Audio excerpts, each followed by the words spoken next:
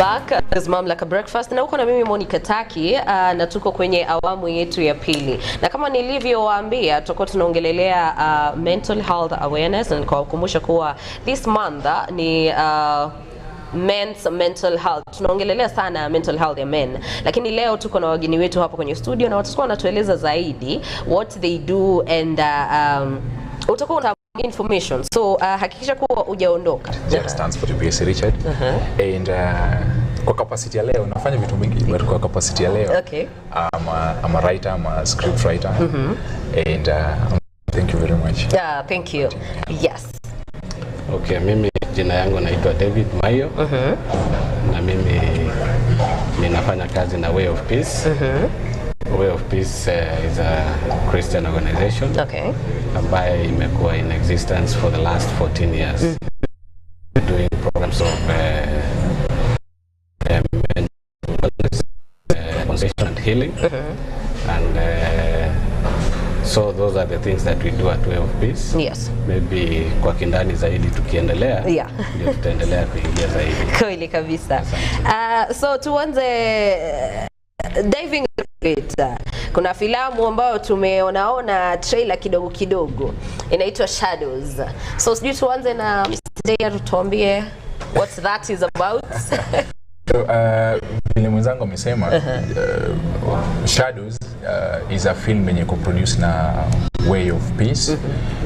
Kuna production house Way of Peace imeanzisha inaitwa Wapi Productions. Yes. Na kwa sababu wana deal a lot na mambo ya mental health, healing and awareness. And through healing tumeenda places mingi sana, tukapatana na stories mingi sana za watu wanapitia mambo mingi. Yes. Tukasema kwa sababu tuko na wasanii pia miongoni mwetu kama Way of Peace, tukasema acha tufanye filamu. So the film inaitwa Shadows. We just finished it. Sasa tuko kwa process sasa ya ku-premiere, kuionyesha to the public officially on the 22nd of this month. And it's an amazing film. It's an amazing film. Nice. Yes. So pengine Mr. David tueleze kwenye Way of Peace.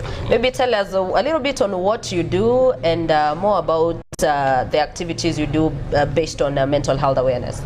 Okay, so sisi pale kwenye Way of Peace jinsi my brother amesema ni kwamba tunafanya programs za healing, na hizi programs wakati tulianza kusaidia wale ambao walikuwa wameathirika kutokana na vita vya kikabila ya 2007-2008.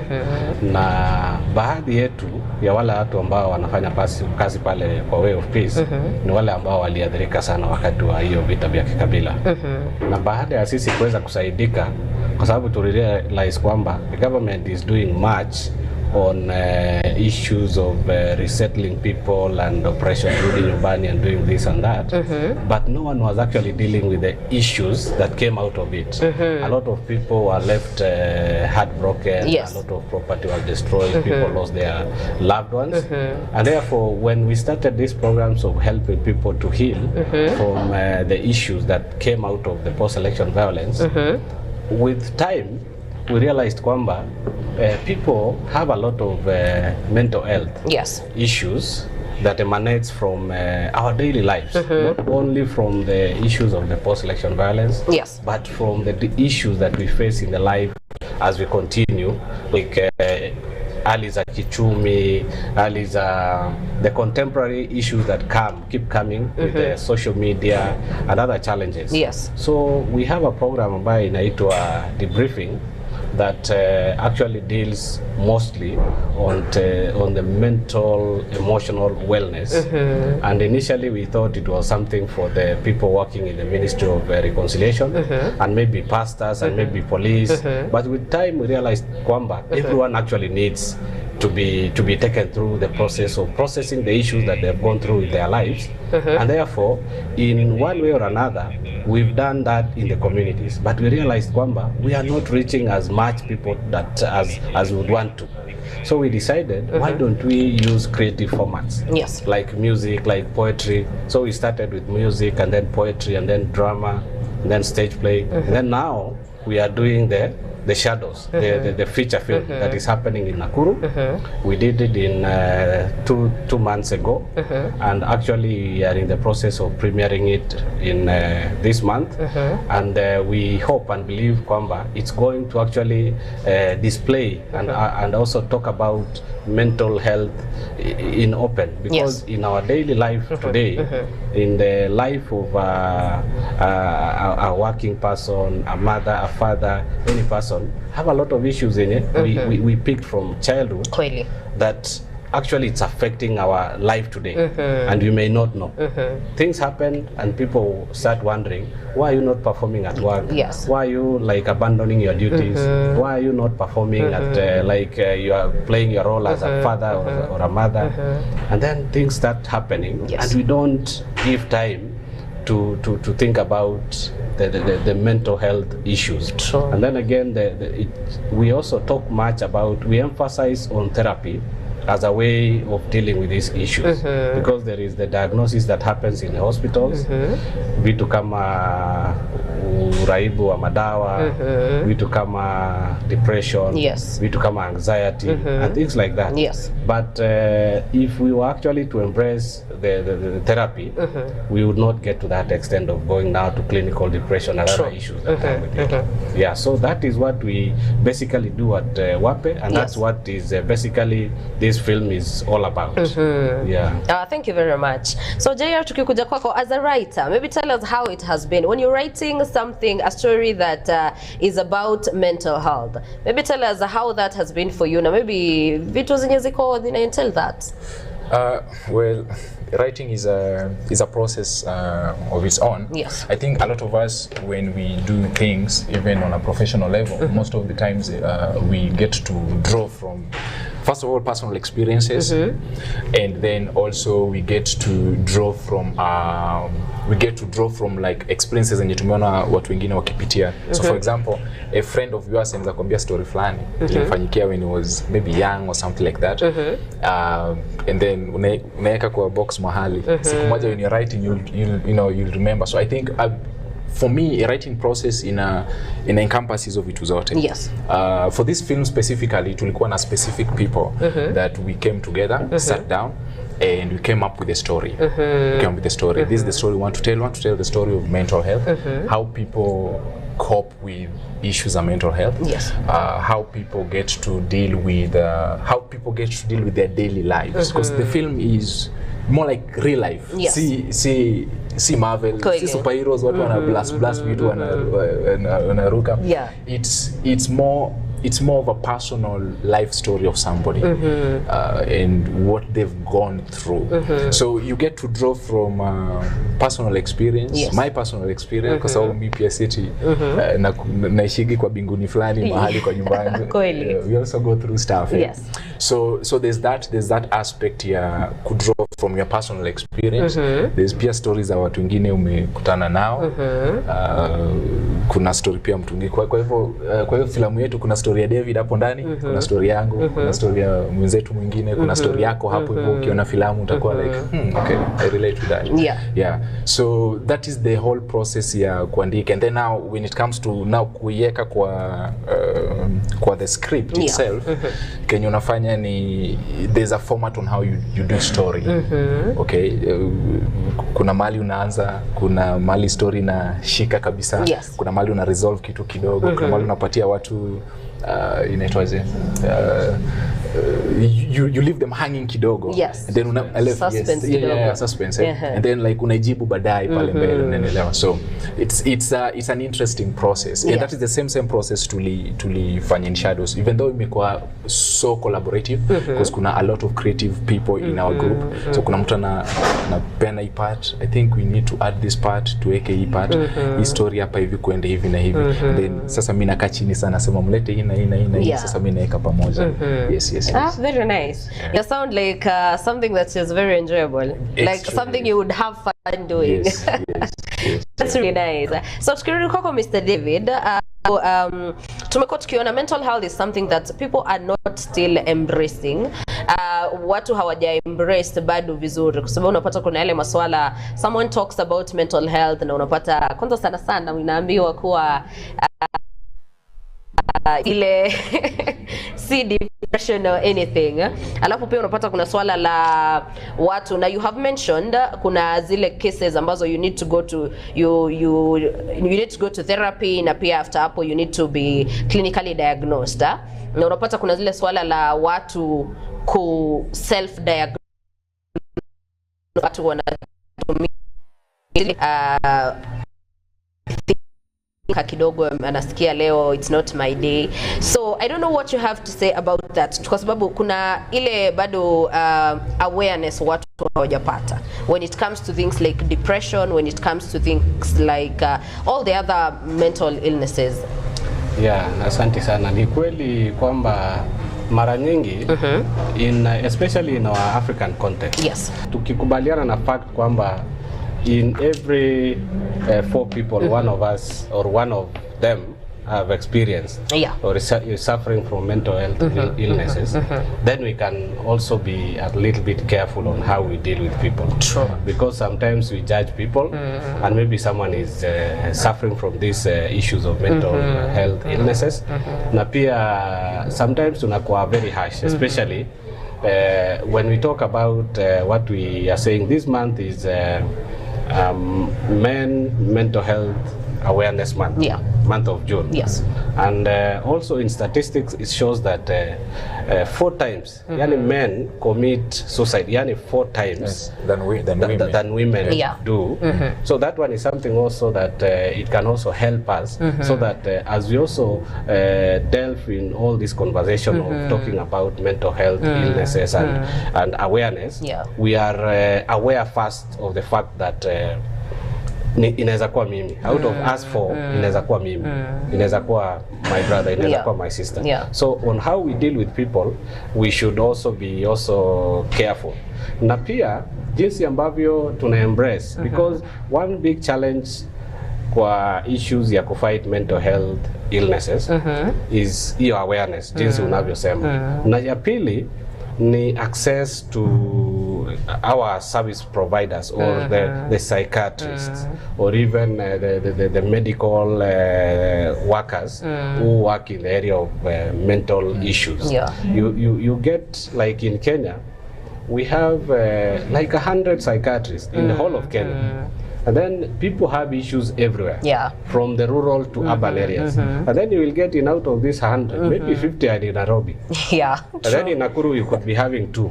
In Mombasa you could be having 5. In Kisumu, now in these major cities. And then now what happens in the grassroots? So that becomes a big challenge. But if we get conversations and we talk about these things, even people at the grassroots, they will get to be aware of the issues of mental health and the signs, so that even how they deal with people that they have within them, they know how to deal with. And they're also going to be like offering a shoulder and also listening and also giving that affirmation and unconditional positive regard in every situation of people.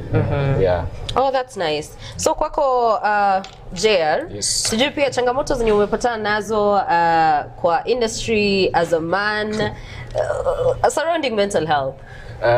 Well, I think as a creative, kuna a lot of challenges that creative people wanapitia. Kwa sababu creativity, one of the hardest things kumonetize as a career inakuwa creativity. It is very very hard. Be you being a poet, ukiwa mwimbaji, unaona mtu anatoa ngoma kama 10 ziko na views kama 3. Chapo na depression fulani legendary, unashangaa kwa nini. So it is very hard to monetize creativity. So unapata a lot of creative people wako na a lot of mental health issues. And also tumeona hii, you know, in our news, you know, like a specific artist alijitoa uhai. And not only even in Kenya, even outside of the country. Now in Kenya tumeona zile cases za kulikuwa na msanii fulani alikuwa msanii for a very long time, alikuwa anafanya vizuri, and then what happened is pesa iliisha, and then they got into depression. Sasa watu wana mobilize pale online kuwasaidia. So creative people they're more prone to mental health issues because of different reasons. One of the reasons ni kuna society pressure. Kuna standard fulani yenye tuna expect wakuwe. Na kama sasa mimi sasa vile nimeingia hapa hivi nakaa niko tu fresh nimeweza. Zafikiri nimepack Mercedes fulani hapo chini. Na sisi sijasema sijapack lakini nikitoka hapa hivi sasa niko na TV. Alafu labda wanipate pale huko streets nimekanyaga kagufu. Nashaka haulaga gari bro. So mimi nikirudi nyumbani naanza kujifikiria nipate kuni sina gari. Nateseka hii dunia. You know, and then like it's so hizo pressures zinafanya wase wanaanza kuwa na a lot of issues. That's true.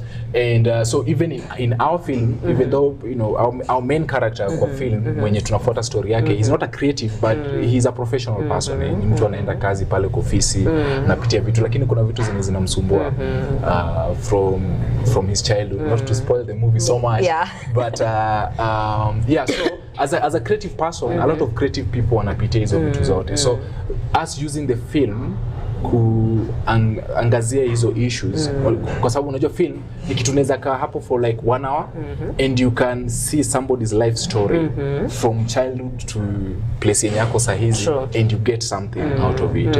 So that is, as a creative we're using the film to showcase issues of mental health in such a way that people can grasp it more easily. And also you know people can relate with it because wataona watu wenye wanakaa kama wao, wataona watu wenye like people they relate with it. Uko na mimi Monica Taki. Now on our conversation today we have our guests in studio and we're talking about mental health awareness. Na tutakuwa tunaongelelea na tukianza tu sasa kuingia kwenye ile filamu Shadows. Sijui our producer pale anaweza tupa that trailer kwa sababu mtazamaji anasikia tukizungumzia na hajaiona. So let us see what it is about. Are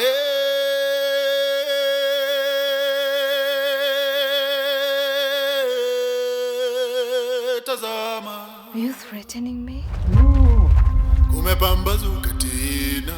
Woman, I don't explain myself to you. Tradition. Yes. It's not the origin. But I've heard rumors that the village doesn't want you here anymore. No. Open this door. Open this door. I am leaving this house over my dead body. Okay, have it your way. I will bring whatever it is that fits through that door. You should leave now.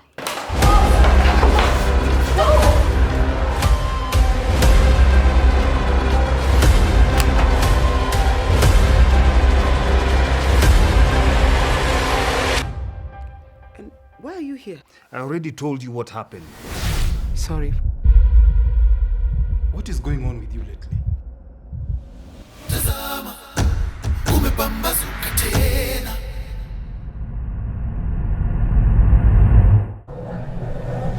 That is Shadows, na natumai umeweza kutazama that small trailer. Na sijui kama uko kama mimi because for me I watched it and I cannot wait for it to premiere. It's a really nice and informative piece. So pengine tukiwa hapo na sijui kama nitakufanya urudie but just tell us a little bit about it without the spoilers. Sitaki upeane spoilers but maybe tell us a little bit about it. So hiyo nimeona hii inaitwa teaser. Teaser is in a tease, inakupatia tu kionjo. So the full trailer will be releasing very soon. Probably the course of this week ama next week. So kama unataka kuona the full trailer also you can go pale you follow our social media handles kwa sababu we'll be posting that. So hiyo tu ilikuwa teaser. Na hapo kwa teaser unaweza you can pick a few things. Number one tuko na wasanii wakubwa sana, wasanii fulani legendary, fulani amazing sana. Like Justin Murichi yako pale, Lydia Gitashu, JK Wawero from Nakuru and also from Nairobi, Dr. Gigi kwa hapo hivyo, Mera Boydera, tuko na wasanii wakubwa na ni wale ni wasanii wenye wanajua Kenya wanafanya, unaelewa. So the film is about the story ya our main character anaitwa JD. JD ndio tunafuata story yake. JD pale hivyo kwa sababu ambazo siwezi sema. Yes. Ndio kuja uone sinema, najipata therapy. Najipata ina therapy, ina therapy office. Anapitia pale hivyo therapy, na through kupitia hiyo therapy we get to discover about childhood yake. Yes. Alipitia a lot of traumatic stuff in his childhood zenye zina affect up to size. So kuna vitu zenye huwa tunapitia tukiwa wadogo ama tukiwa watoto, ama si hata tukiwa watoto, hata even last year kuna vitu zenye ulipitia zenye the effects of those things bado zinakufuata hadi saa hizi. So the story is about JD pale hivyo akienda kwa therapy. The story na fall from there. We get to see his past, his childhood, vitu zenye alipitia, na the way ina affect saa hizi. Na the way ina affect saa hizi. Na vitu kubwa zinashtua pia. Yes. So ukitaka kujua ni vitu gani hizo, tafadhali guys. Ngojea you film. Yeah. That is very nice. So Mr. David, pale kwenye ile filamu, because it's a film that is helping educate about mental health na kuonyesha a clear picture and a real picture of what goes on when we're suffering from these things. Kuna zile traumatic experiences ambazo zina affect watu pale, na pia zinachangia sana kwa their way in life na pia their reactions in life. So pengine utuambie some of the ways that mmetumia pale to create mental health awareness, na pia maybe some of the kama kuna any illnesses ambazo zimeangaziwa pale. Okay, kwenye filamu hii ambaye ni Shadows, baadhi kwanza ya issues ambazo tunajaribu ku address ni jambo la kwanza ni issue ya mental health. As much as we are creating awareness of this mental illnesses and mental health awareness, we are also dealing with other issues like the awful power of prejudice and stereotype that is without spoiling the book. Yes, very important that one. Yeah, the awful how we make fun of other tribes and things like that. It is a big issue here in our country. True. When you talk about the issues of the post-election violence that we've gone through, we sometimes do not give much focus on the issues that comes with the stereotypes. Yes. When you call people thieves or wachawi or this and that, it's an issue that we are also trying to highlight here. True. And we are just bringing conversation that is going to provoke our thinking and create conversations in our villages and in our communities, so that people can start talking about those things that we don't talk about. And therefore, one of the main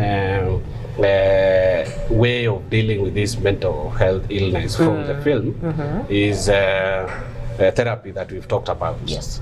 And another thing, of course, we are talking, because you've seen a church from that, you've seen a cross. In other programs that we do, like in Way of Peace, the one that I mentioned that deals specifically with mental, emotional wellness, that we talk about debriefing, is something that we talk about the story of Journey to Emmaus, when we see Cleopas and Jesus and another disciple walking to Emmaus, and they were talking. And Jesus, when Jesus appeared, he did not just told them, I know what happened. Jesus told them what things happened. And these guys were surprised when they asked Jesus, are you a visitor in Jerusalem? You don't know the things that have happened. And Jesus told them, what things? Therefore, in this film, the therapist also would want to know what things happened in your life. Why are you here? You had that. So we are actually talking and emphasizing on therapy. And of course, as a Christian, I believe this is a Christian station, we also tell people to focus on the cross of Jesus Christ. Yes. Yeah. Oh, I love that very much, kwa sababu ni swala ambalo limekuwa, I think you get all hope when you go to Christ. So I do totally agree. And coming back to JR, so pengine tuambie, it's men's month, men's mental health month awareness, So pengine tuambie, around that, ni nini unaona tunaweza kufanya ili kuchangia kwa this month, ili to help ama to indulge the men in our lives kwa these mental health talks? Well, number one ni kubuy buy ticket na kukuja kuona filamu yetu. Yes. As a man. Tutakuwa tuna support. Yes, tutakuwa support men's mental health because the story is from a man's perspective. Yes. Even though, you know, of course kwa life yake kuna a lot of people that are surrounded when you're surrounded that are also affected by it. So, you know, men are more like they drive the engine of the society in so many different ways. In the workplace, kuna makazi zingine mwanaume asipokuwa hapo hivyo kuifanya kutaenda vibaya, unaelewa? So because of that, men need a lot of support, emotionally, psychologically, spiritually also, you know, so that they can give the best in the society. And when men thrive also, everybody else thrives. So from our film, there's a sema how we can be able to even support the men in our lives. Number one, to come see our film. And if you can't come see our film as a man, and you are a lady in a man's life, buy him a ticket. Yes. Na mkuje naye pamoja kwenye sinema yetu. But also more importantly is to just give that support. I think what men need most in their lives when they're surrounded by people and they are required to deliver something is support. You know, support and appreciation. So ukiwa pale vona mtu in your life, be it your father, be it your friend, be it your spouse, support them. Support them, appreciate them. Akifanya kitu, you appreciate what they're doing, and also you get to be sensitive to who they are as a person and where they've come from. Kwa sababu kuna watu wenye wamepitia vitu mingi huku hivi, ukimwambia kitu fulani inamshtua, unashanga where did that come from? Like akika chini aanze kukueleza where that came from, you'll be surprised. So that is also the story of our film, is to show people that this is how you can actually even support this man. Because in our film also kuna mtu ambaye anamsupport pale hatari sana. It's a very big support, and that is one of the reasons why actually our main character, without spoiling the movie, gets to our character also gets to, you know, go through what he's going through. Because there's a support system for maisha yake. Yes, I don't know if that answers your question. It does answer my question. Na ningependa to using this camera uongeleshe kwa sababu tuko na ile swala pia, for you to get support lazima pia ukuwe ready to speak up, because tunapata kuwa a lot of men have been wameko kwa ile situation, a man is supposed to man up and just be a man. You can't be a man and say you're depressed. Unajua society imeweka zile standards za how to be a man. So from when you're growing up, mtoto akiwa boy child mnaanza kumwambia a man should not cry. So pia I would want you to encourage a man and just encourage them to speak up and make these things normal. Msema camera fulani amazing. This one. So yeah, I'd say one of the best things for men to do in a society is to find something that has meaning for them to do in their lives. In other words, ukipata mwanamume mwenye ako in his purpose, anafanya kitu fulani yenye inamletea fulfillment and satisfaction. If you're an artist, you do your art so well. If you are in your career, ukiingia pale kwa ofisi unatesa vibaya sana. Like our main character in our film, like he's quote unquote killing it in his workplace. He's a very, very good employee in terms of Kenya nafaa fanye. You know, so when you find things like that, they're things that kind of help you to find your purpose and to cope with the things that zinafanyika kwa maisha yako. And also reach out to people, find people that can be a support system in your life. Be it, you know, as men, most of the time unapataga, you know, a mentor, you have a mentor. Kama uko pale kanisani, kuna mtu ambaye pale kanisani you look up to, maybe let's say your pastor or your priest or whoever it is that is a support system, or even a group of friends. Men thrive so much when they have a group of friends around that they can talk to. So that's something I would encourage men to have a support system, have a mentor, have somebody you can be able to talk to, and also kukiharibika na usingoje pia kuharibike sana. Sometimes just walk into a therapist's office or places kama Wape, you can visit us, and you can be able to talk to somebody who understands much more deeper zile vitu zenye unapitia than pale kwa street unasema tumekuwa na stress wa kuna ko yangu fulani. So I'd say that. Thank you. Mr. David, unaweza tuambia kwa sababu tumeambiwa we visit Wape. Maybe using this camera pia utueleze pia Wape where it is located and how people can reach you guys. Okay, at Way of Peace, we have a station we call the House of Peace, and this is where we run our debriefing retreats. These debriefings are meant for people, or for everyone actually. We normally talk about helping professions, but everyone needs to process the issues that they meet in their lives. For instance, when you find good things, it's very easy to share. My child has gotten my husband has been promoted, my child amefanya hivi, and things like that.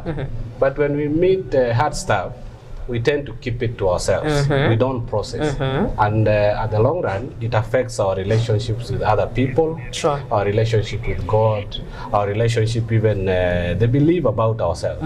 And it injures you as a person and your identity. Therefore, at Way of Peace, this program gives you that opportunity to be able to process, like to sit down with a debriefer, someone who will lead you through to tell your story and process. We don't give people solutions. We don't tell you this is what you're going to do. But out of your story, you will just get a way of dealing with the issues that you go through. So at Way of Peace, we are located at, it's called Karama Estate. Karama is on your way to Free Area, past Medill Hospital.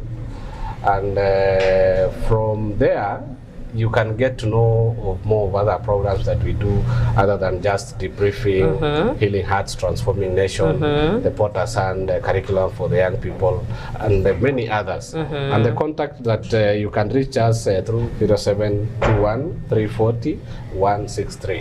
When you call this number, you can get to be directed more about Way of Peace and what we offer. But again, it's a place where we have creatives, just like Jara said. We have music, we have poetry, we have drama, and we have all this kind of stuff that can create an environment for the youth to be able to practice and share what they have. Nice. Yeah. Oh, that is really good. So Jaya, tutombea tiketi tunapata wapi, filamu tunakuja kuwatch wapi? Yes. So tiketi unaweza pata, tuko na website inaitwa Ticket Base. It's also a Nakuru company that is doing our ticketing. So a lot of the things are filmed zenye tumefanya ni za Nakuru. Tumefanya tumelocalize a lot of our staff. That's nice. From the writers, from the actors, hata watu wenye wanatuuzia tickets. So kuna website inaitwa Ticket Base. You can go to Ticket Base and get your ticket hapo. Kuna categories za tickets. Kuna regular, kuna VIP, kuna corporate tickets, lakini najua nyinyi ni watu wa corporate tickets. Unaweza enda pale huu corporate ticket flani amazing. And also you can go on YouTube at Wapi Productions and find our teasers, our trailers na vitu zingine pia tutakuwa tunapost pale on our social medias also. Instagram, Twitter, Facebook, Wapi Productions. You can also follow up there. So tutakuwa na updates from now pale about ticketing. Also we'll be giving out some tickets.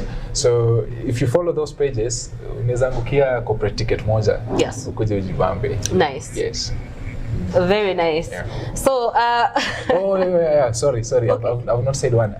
The venue for the premiere is at Emboita Hotel. Emboita iko on your way to White House. Hiyo barabara kupanda milimani, si ndio? Yes. Acha nisiwapoteze, but unaweza go to Emboita Hotel and then you can find yourself there. It's a very amazing institution, a hotel. Tumewaandalia cinema, tumewaandalia vitu zingine mzuri pia pale. So please come. Yeah. That is very nice. Sasa kuna mtu ananipigia kelele kwa masikio, ananiambia tusimalize hii. Nikimaliza hii show kama sijafunzwa greeting ya Mungu anasaidia. Mungu anasaidia kila wakati, kila muda vile inafaa.